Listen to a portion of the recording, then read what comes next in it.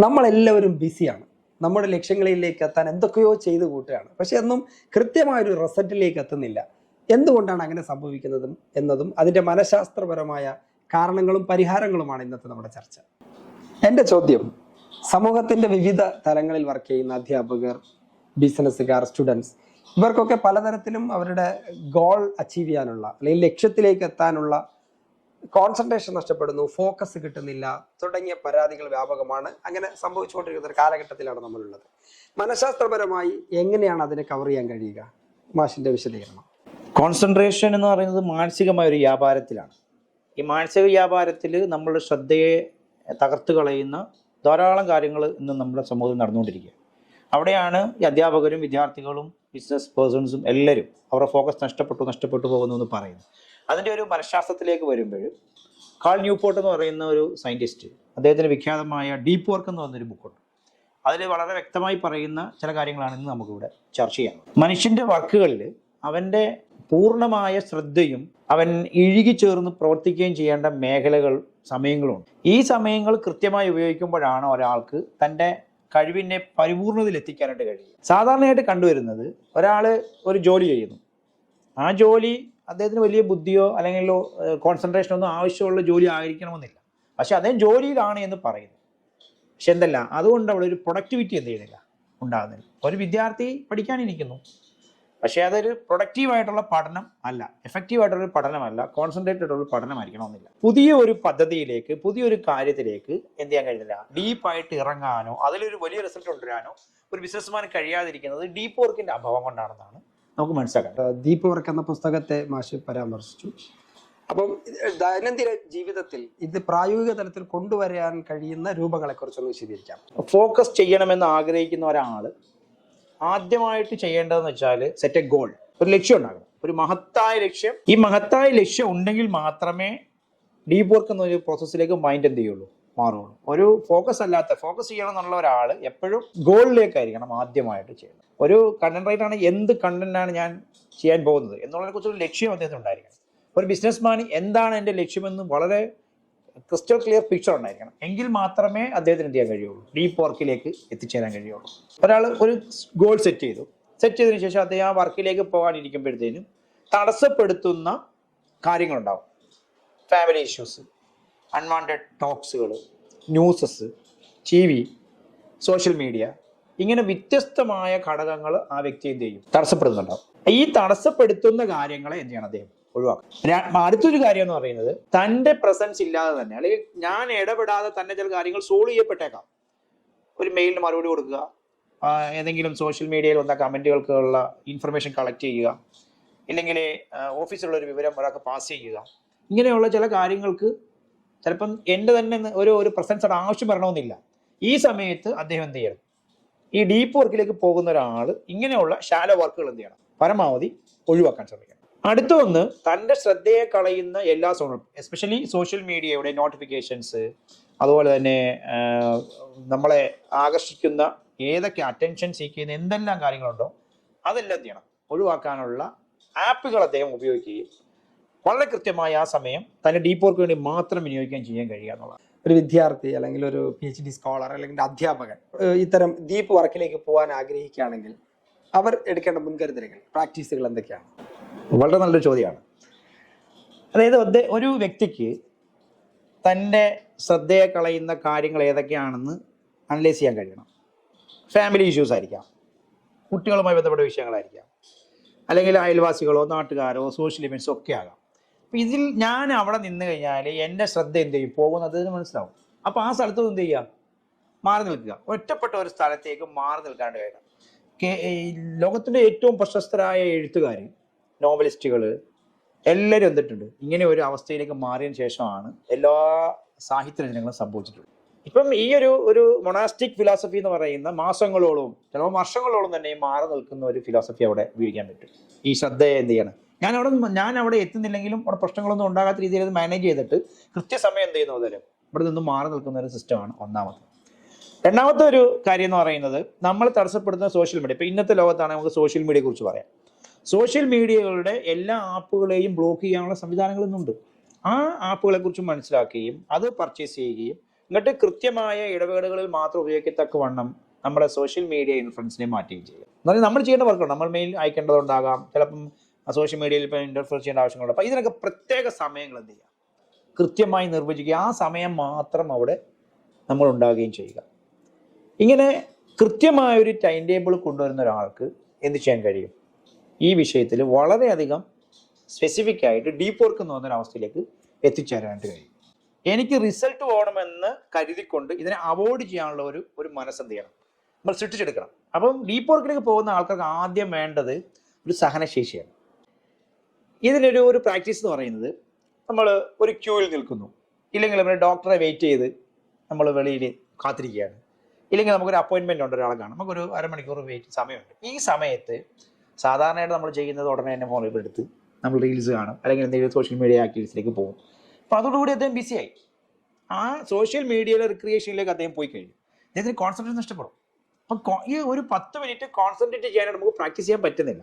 ഇവിടെ ആ വിരസതയെ ഉൾക്കൊണ്ടുകൊണ്ട് ഈ 10 മിനിറ്റ് അല്ലെങ്കിൽ അരമണിക്കൂർ ഞാൻ സോഷ്യൽ മീഡിയ എടുക്കുന്നില്ല, സംഭവിക്കുന്നത് സംഭവിക്കട്ടെ എന്ന് കരുതി അതിനെ അവോയ്ഡ് ചെയ്യാനുള്ള ഒരു മനസ്ഥിതി അദ്ദേഹം ജീവിതത്തിൽ പ്രാവർത്തികമായി കൊണ്ടിരുന്നു കഴിഞ്ഞാൽ തീർച്ചയായിട്ടും ഈ വ്യക്തിയിൽ എന്ത് ചെയ്യും, ഈ വിരസത എന്ന് പറയുന്ന വിരസതയെ സ്വീകരിക്കുകയാണ്.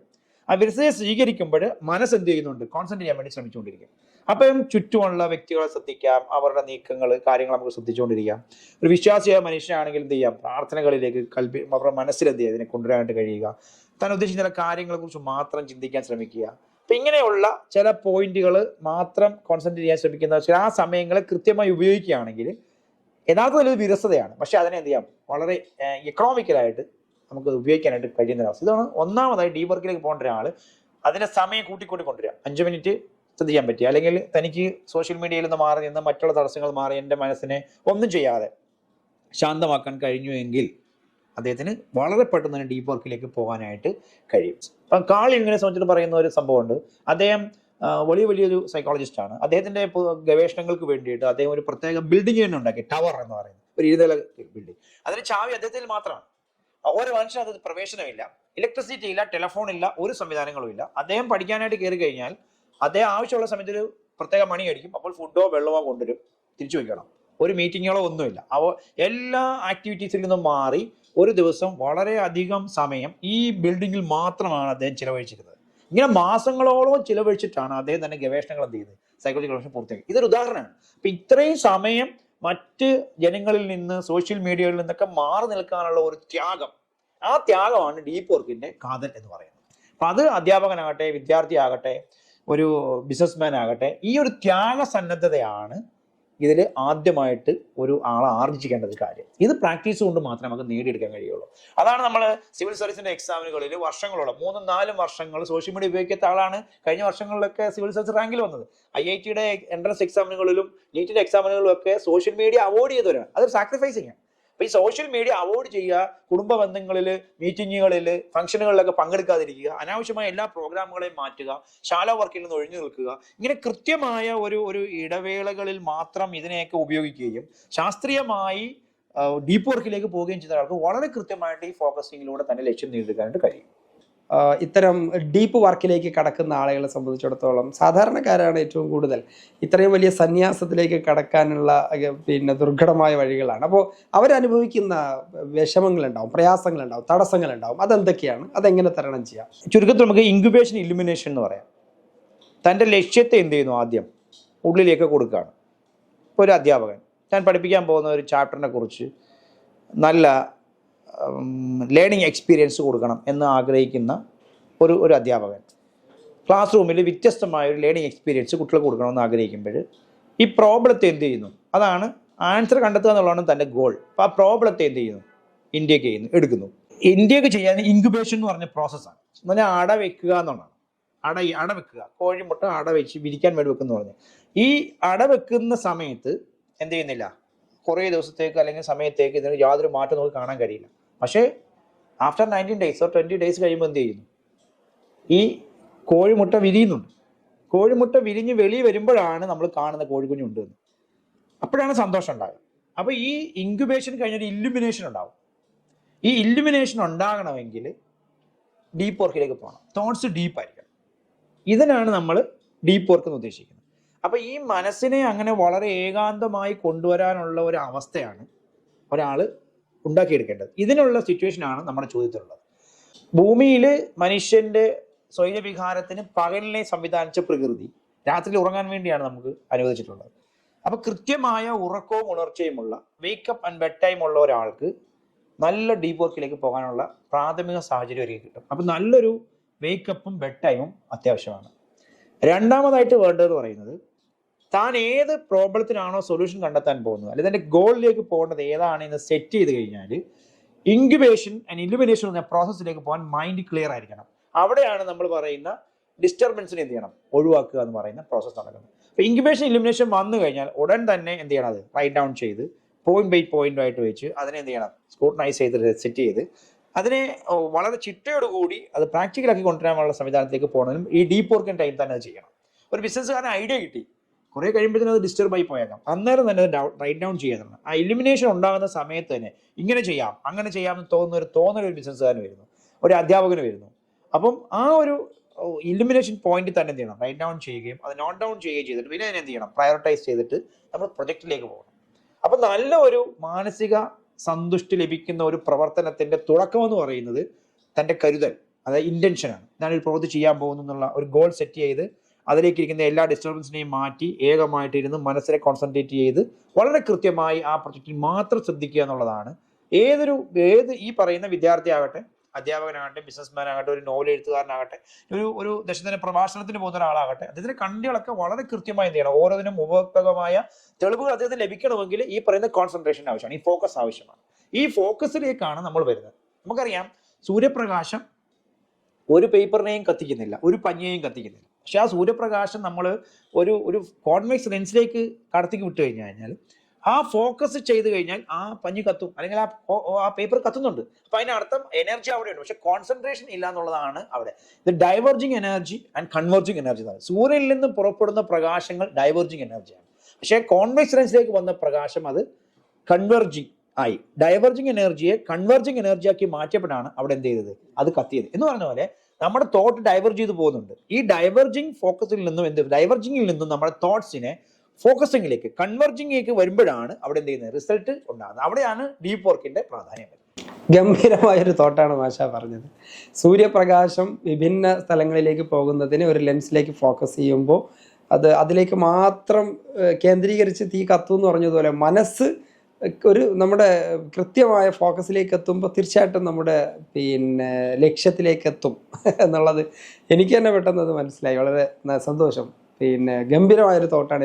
എനിക്കും അത് പേഴ്സണലി ഉപകാരപ്പെടും. അതായത് കാലിയായിരിക്കുന്ന മനസ്സ് ചെകുത്താൻ്റെ പണിപ്പുരയാണെന്ന് നമ്മൾ സാധാരണ പറയാറുണ്ട്. അപ്പോൾ വെറുതെ ഇരിക്കുക എന്നുള്ളത് നമ്മളൊരു സന്യാസത്തിലേക്ക് കടക്കുന്ന, അല്ലെങ്കിൽ ഒരു മെഡിറ്റേഷനിലേക്ക് കടക്കുന്ന, ഒരു ഫോക്കസിന് വേണ്ടി ശ്രമിക്കുമ്പോൾ അവിടെ ഈ പറയുന്നൊരു ചെകുത്താൻ്റെ വർക്ക്ഷോപ്പായി മാറുന്നില്ലേ എന്നുള്ളൊരു ചോദ്യമുണ്ട്. അതിനോടൊപ്പം ഉപോദ്ബലമായി ഇത്രയും വലിയൊരു ആഴത്തിലുള്ള കാര്യങ്ങൾ നമ്മൾ പറയുമ്പോൾ സാധാരണക്കാരായ ആളുകളെ സംബന്ധിച്ച് ഒരു സന്യാസത്തിൻ്റെ വലിയ മെഡിറ്റേഷത്തിൻ്റെ ഒക്കെ നടക്കുന്ന ഒരു വലിയ സംഭവമായിട്ടാണ് ഫീൽ ചെയ്യുക. അപ്പോൾ എനിക്ക് ആ വിഷയത്തിൽ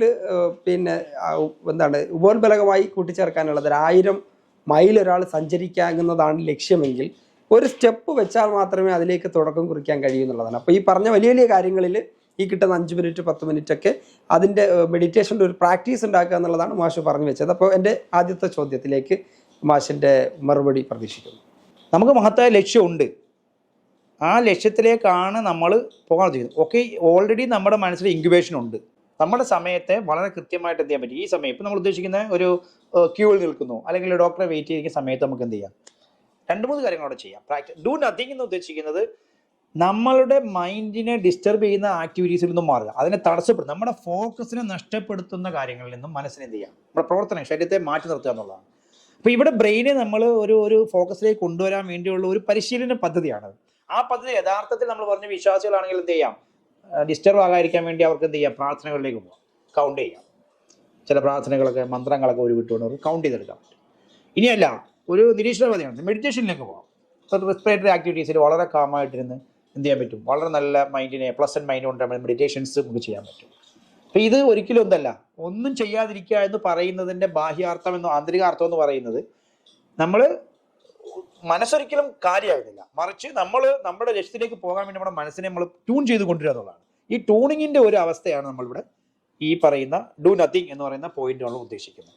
അങ്ങനെ ചെയ്യാതിരിക്കാനായിട്ട്, ഒന്നും ചെയ്യാതിരിക്കാൻ വേണ്ടി എൻ്റെ ശരീരത്തിൻ്റെ അല്ലെങ്കിൽ മനസ്സിൻ്റെ ആഗ്രഹങ്ങളെ ഈ പറയുന്ന സോഷ്യൽ മീഡിയയുടെ ഒരു ഇൻവിറ്റേഷനെ, അതിൻ്റെ ഒരു അറ്റൻഷൻ സീക്കിങ്ങിന് നമ്മൾ എന്ത് ചെയ്യുന്നു, അവിടെ നമ്മൾ ബ്ലോക്ക് ചെയ്യുക. ബ്ലോക്ക് ചെയ്ത് ഗ്രാജുവലി ഞാൻ എന്ത് ചെയ്യുന്നു, എൻ്റെ സമയത്തെ കൂട്ടിക്കൊണ്ടുവരിക എന്നുള്ളതാണ് ഈ പറയുന്ന ഡു നത്തിങ് എന്ന് പറഞ്ഞ പ്രോസസ്സ് കൊണ്ട് ഇവിടെ നമ്മൾ അർത്ഥമാക്കുന്നത്.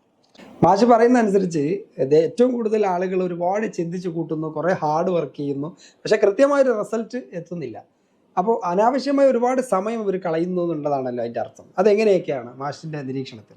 സാധാരണക്കാർ ധരിച്ചുകൊണ്ടിരിക്കുന്നത് ഞാൻ എന്തൊക്കെയോ വലിയ കാര്യങ്ങൾ ചെയ്യുന്നു എന്നുള്ളതാണ്. പക്ഷേ റിസൾട്ട് ഉണ്ടാകാതെ ഭയങ്കര നിരാശയിലേക്ക് പോകും. അപ്പോൾ ഒരാളുടെ സമയം അദ്ദേഹം വെറുതെ കളയുന്നു എന്നുള്ളത് ഒരിക്കലും അത് അംഗീകരിക്കും. ഞാൻ ഭയങ്കര ബിസി ആയിരുന്നു എന്നാണ് ധരിക്കുക. ഒരു ടെസ്റ്റ് ക്രിക്കറ്റ് മാച്ച് കാണുക, 5 ദിവസം നീണ്ടു നിൽക്കുന്ന ടെസ്റ്റ് ക്രിക്കറ്റ് മാച്ച്. ഒരു മനുഷ്യന് അവൻ്റെ അറ്റൻഷൻ ഇക്കോണമി എന്ന് പറയുന്നത് ഈ വ്യക്തിയെ ഈ സ്ക്രീനിന് മുമ്പിൽ പിടിച്ചിരുത്തുക എന്നുള്ളത് ഇവിടുത്തെ മീഡിയയുടെ ആവശ്യമാണ്. അപ്പോൾ അതിനുള്ള എല്ലാ സംഭവങ്ങളും അവിടെ അവർ ക്രമീകരിച്ചിട്ടുണ്ടാകും. ഈ ട്രാപ്പിലേക്ക് ആര് വീണ് കഴിയും, ഈ ബിസി മാൻ വീണ് കഴിയും. 5 ദിവസം കഴിയുമ്പോഴായിരിക്കും റിസൾട്ട് ഉണ്ടാകുക. പക്ഷേ ഈ തൻ്റെ 5 ദിവസം എത്ര മണിക്കൂറുകളാണ് ഈ സ്ക്രീനിന് മുമ്പിൽ താന് വെറുതെ കളഞ്ഞത് എന്നുള്ള ഒരിക്കലും എന്ത് ചെയ്യുന്നില്ല ആ വിദ്യാർത്ഥിയോ അല്ലെങ്കിൽ ആ ബിസിനസ്മാനോ ഒരിക്കലും ശ്രദ്ധിക്കുന്നുണ്ടാവില്ല. എന്നാൽ ഡീപ്പ് വർക്കിലേക്ക് പോകുന്ന ഒരാൾ ചെയ്യേണ്ടത്, കളി ഇന്ത്യ പാകിസ്ഥാൻ കളി നടക്കുന്നുണ്ട്, ഇന്ത്യ ഓസ്ട്രേലിയ കളി നടക്കുന്നുണ്ട്, കളി 5 ദിവസമാണ്. അപ്പോൾ അതുകൊണ്ട് ഇന്ന് കളി തുടങ്ങി ഞാൻ ഇത്ര ദിവസം കഴിഞ്ഞിട്ട് അത് അവസാനിക്കുകയുള്ളൂ. വൈകുന്നേരം ആകുമ്പോൾ എനിക്ക് ന്യൂസ് നോക്കിയാൽ കൃത്യമായി നമ്മുടെ ഇന്ത്യൻ പ്ലെയേഴ്സ് എത്ര വിക്കറ്റ് എടുത്തു, എത്ര റൺസ് കിട്ടി, ആരൊക്കെ പുറത്തായി എന്നൊക്കെ അറിയാൻ കഴിയും. അപ്പോൾ അതിനിടയ്ക്ക് എന്ത് ചെയ്യണ്ട, എനിക്കത് കാണണ്ട എന്നുള്ള ബുദ്ധിപരമായ ഒരു തീരുമാനമാണ് ഡീപ്പ് വർക്ക് ഒന്നും ചെയ്യുക. എന്നാൽ കളിയിൽ അഭിരമിക്കുന്ന ഒരാൾ, സോഷ്യൽ മീഡിയയുടെ ട്രാപ്പിൽ വീണ ഒരാൾ ഫുൾ ടൈം 5 ദിവസവും ഈ കളി എന്ത് ചെയ്യും? കാരണം അദ്ദേഹം ഭയങ്കര ബിസിയാണ്. അദ്ദേഹം കരുതിയിരിക്കുന്നത് ഏത് വലിയൊരു സംഭവം ഞാൻ ചെയ്തു എന്നാണ്. പക്ഷെ അദ്ദേഹത്തിൻ്റെ സമയം വളരെയധികം വൃഥാവിലായിട്ടുണ്ട്. നഷ്ടപ്പെടുന്ന സമയങ്ങളെക്കുറിച്ച് യാതൊരു ചിന്തയില്ല. എൻ്റെ പ്രസൻസ് ഒരിക്കലും ആവശ്യമില്ലാത്ത ഒരു വിഷയത്തിൽ ഞാൻ എൻ്റെ സമയം എന്ത് ചെയ്യുന്നു, കൂടുതൽ ഡെഡിക്കേറ്റ് ചെയ്യുകയും ഞാൻ എൻ്റെ അറ്റൻഷനെ എന്ത് ചെയ്യുന്നു വേറൊരു സംഭവത്തിന് വേണ്ടി അല്ലെങ്കിൽ വേറൊരു എക്കണോമിക് സ്റ്റൈലിലേക്ക് അതിനെ എന്ത് ചെയ്തു മറ്റുള്ളവർക്ക് വരുമാനം ഉണ്ടാകുന്ന രീതിയിലേക്ക് അത് മാറിപ്പോവുകയും ചെയ്യുന്നത് സാധാരണക്കാരൻ മനസ്സിലാകാൻ പോകുന്ന ഒരു ട്രാപ്പാണ്. ഈ 2 കാര്യങ്ങൾ മനസ്സിലാക്കി കഴിഞ്ഞാൽ സാധാരണക്കാരൻ എന്ത് ചെയ്യാൻ പറ്റും, തൻ ഡീപ്പ് വർക്കിലേക്ക് തിരിച്ചു വരാനും തൻ്റെ ജീവിതത്തിൽ വിജയത്തിലേക്ക് എത്തിച്ചേരാനും കഴിയും. സാധാരണക്കാരെ ആളുകളെ സംബന്ധിച്ചിടത്തോളം ഒരല്പം പിന്നെ ഇന്റലക്ച്വൽ ഒരു ചർച്ചയാണ്, ഒരല്പം കടുകട്ടിയുള്ള കാര്യമാണ്. പക്ഷെ ദൈനംദിനം ഈ വിഷയങ്ങൾ പ്രാക്ടീസ് ചെയ്താൽ തീർച്ചയായിട്ടും എല്ലാവരുടെ ജീവിതത്തിൽ മനഃശാസ്ത്രപരമായി ഫോക്കസ് കൊണ്ടുവരാനും അവരുടെ ലക്ഷ്യങ്ങളിലേക്ക് എത്താനും കഴിയുമെന്നുള്ളത് വിശദമായി പഠിപ്പിച്ചിരുന്നു. വളരെ നന്ദി മാഷ്, താങ്ക് യു.